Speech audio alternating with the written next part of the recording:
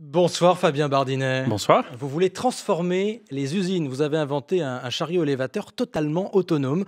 Votre société s'appelle Balio. Elle va entrer en bourse à la fin de la semaine. Elle est en pleine croissance. Dans les usines, il y a déjà des chariots automatiques.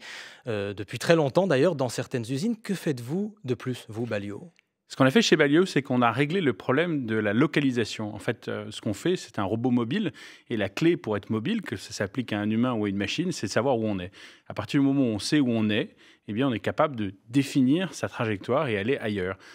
Eh bien, à l'intérieur d'un bâtiment, il n'y a pas de système pour savoir où on est. Ce qu'on a fait, c'est implémenter une logique qui est très proche du fonctionnement du cerveau humain à l'intérieur du cerveau d'un robot. Mais ça veut dire que vos chariots sont vraiment complètement autonomes. Ils peuvent vraiment se déplacer tout seuls dans les allées, dans les rayons pour aller chercher les marchandises ? Ils sont complètement autonomes. Ils sont capables d'aller chercher quelque chose, une palette. Alors, ils répondent à des instructions qui leur sont envoyées par un logiciel.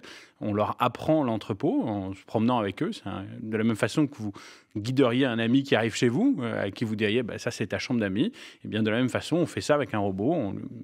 Alors ça se passe avec de l'informatique, mais c'est la même chose. Et par rapport à la voiture autonome dont on voit de plus en plus de prototypes, dont on parle de plus en plus, qui elle va rouler sur les routes avec des piétons, avec des obstacles, quelle est la différence là ? La grande différence, c'est qu'une voiture autonome, elle fonctionne dehors et pour se localiser, elle utilise un GPS, on en a tous. À l'intérieur d'un bâtiment, le GPS ne fonctionne pas. Et ce que nous avons fabriqué, c'est un système qui permet à la machine de savoir où elle est sans avoir d'éléments d'infrastructure ou d'éléments extérieurs qui lui donnent cette information. Donc elle définit ça toute seule, de la même façon qu'un humain le ferait. Évidemment, c'est un changement majeur pour une partie de l'industrie, et en particulier pour la logistique. On estime qu'il y a dans le monde 5 millions de chariots aujourd'hui. Combien vont devenir réellement autonomes comme les vôtres ? Alors, les estimations sont très différentes d'une personne à l'autre. Nous, notre estimation, c'est entre 10 et 20% à un horizon de 10 ans. Alors, ça peut paraître énorme. On parle de 5 millions de machines, donc ça fait 1 million de robots potentiels. Il y en a quelques dizaines de milliers aujourd'hui, donc il y a une croissance phénoménale qui est en train d'arriver. Mais ce qu'il faut avoir à l'esprit, c'est que 80% des flux resteront des flux manuels. Donc, on est sûr de ça, Fabien Bardinet ? C'est très difficile à dire.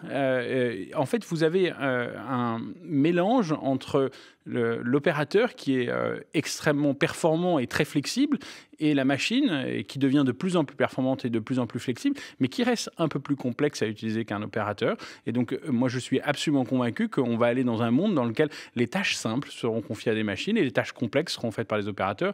Est-ce que ce sera 20 pour les machines, 80 pour les opérateurs ou 50-50 ? C'est difficile à dire. Ce qui est certain, c'est qu'il y aura toujours des opérateurs. La question qui est derrière, et vous la voyez venir, effectivement, c'est la question de l'emploi.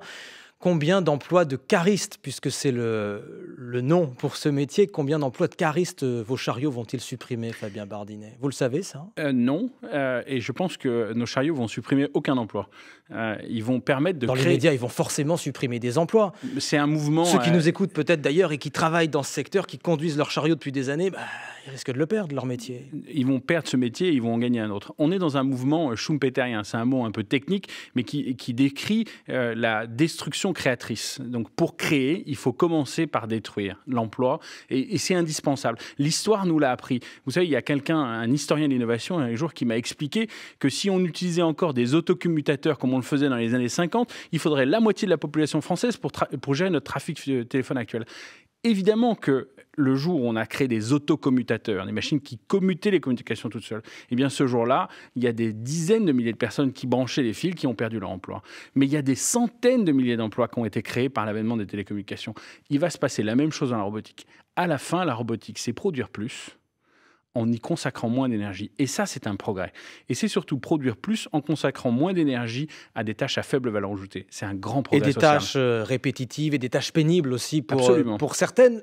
Mais tout de même, ceux qui occupent aujourd'hui ces métiers-là, est-ce qu'ils vont pouvoir continuer à évoluer dans cet environnement professionnel ? Est-ce qu'ils vont continuer à s'occuper de ces machines autrement ? Ils vont, pour certains d'entre eux, vont piloter les machines, donc ils vont contrôler des robots. Moi, je suis profondément convaincu qu'il n'y a aucune limite à la formation des gens. C'est qu'il faut commencer par leur dire, tu peux le faire. Vous savez, il y a des tas de gens qui me disent, oui, mais les caristes, ils ne peuvent pas le faire. Oui, mais le mec, il a un iPhone 6 dans la main, il sait s'en servir. Donc le mec, il sait se servir de la technologie. Et donc il faut lui expliquer, il faut le former, il faut l'accompagner. Il faut commencer par lui dire qu'il peut. au lieu de lui dire qu'il ne peut pas. Donc si on commence à faire ça, il n'y a aucune limite à ce qu'on peut faire aux gens. C'est juste une question de les éduquer, j'allais dire, mais au sens noble de l'éducation, de les former, de leur permettre de progresser. Je suis convaincu que les robots, ils vont nous permettre de produire et de gagner en compétitivité. Et c'est de ça dont on a besoin. Gagner en compétitivité, ça permet de gagner des parts de marché et ça crée des emplois et des emplois à forte valeur ajoutée. C'est ça dont on a envie. Et c'est ça la magie de la robotique. Un candidat à la présidentielle, Benoît Hamon, proposait d'instaurer une taxe ou plutôt une cotisation patronale sur les robots. Est-ce qu'il avait raison finalement? Est-ce que c'était une bonne idée? Je pense que la taxe, c'est une réponse du 19e siècle à un problème du 21e siècle. Le problème que il n'est pas le seul à imaginer ça. Grands patrons américains, de grands patrons de la tech ont la même proposition. Ils n'ont pas tout à fait la même proposition, si je puis me permettre. Ils ont la même idée qui est qu'il va falloir partager la richesse nouvellement créée. J'adhère à 100% à ce propos-là. Concrètement, les robots nous permettent de fabriquer plus en y consacrant moins de temps. Il va bien falloir qu'on partage cette richesse. Donc il va falloir aborder ce sujet, il va falloir le traiter. Je ne suis pas sûr que la taxe soit la bonne façon de gérer ça. Mais il va falloir inventer de nouveaux mécanismes de partage de la richesse créée. C'est un grand sujet pour notre nouveau gouvernement. Un sujet passionnant.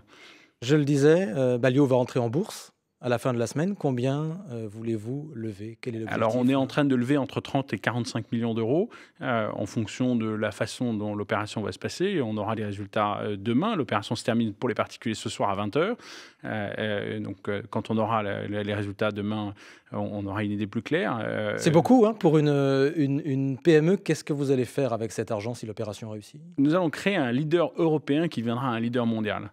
Ma conviction, c'est qu'on est à un moment du mouvement dans la robotique où il est possible de prendre des parts de marché, il est possible, et la France... Même à des géants très installés dans le secteur, oui, encore une fois, c'est un très gros secteur. Oui, absolument. La France a toutes les capacités pour faire. Vous savez, pour faire des robots, il faut des gens qui sont extrêmement bien formés, et on a des ingénieurs brillants dans notre pays. Il faut un peu de folie. Et on a ça en France, cette créativité, qui fait qu'on est capable de sortir en dehors du cadre. Notre plus grand partenaire est allemand. Fabien Bardinet, directeur général de Balio, invité de l'Interview Éco. Merci. Merci beaucoup.